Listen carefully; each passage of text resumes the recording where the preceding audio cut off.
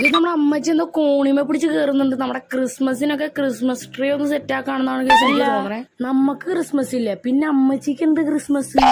അതെന്തെങ്കിലും ആവട്ടെ കേസ്, നമ്മുടെ പണി അമ്മച്ചിക്ക് പണി കൊടുക്കാന്നുള്ളതാണ്. നമ്മ എന്തായാലും ക്രിസ്മസ് ട്രീം എന്നൊരു റോപ്പ് നമ്മുടെ ലാഡർമ കെട്ടിയിട്ടുണ്ട്. എന്തിനാണ് റോപ്പ് കെട്ടിയെന്നുള്ളത് ഇപ്പൊ കാണാം കേസ്. ലാഡർ നീക്കി വെക്കുമ്പോ ആ ക്രിസ്മസ് ട്രീയും അമ്മച്ചിയും ലാഡറും കൂടി ഒരുമിച്ച് വീഴുന്നതാണ്.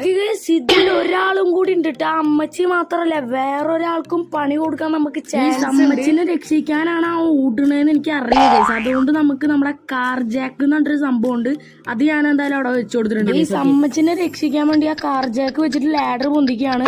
ഓക്കെ, അയ്യോ കേസ് ദേ അത് അമ്മച്ചിനെ മേത്തിക്കന്നെ വീണ്.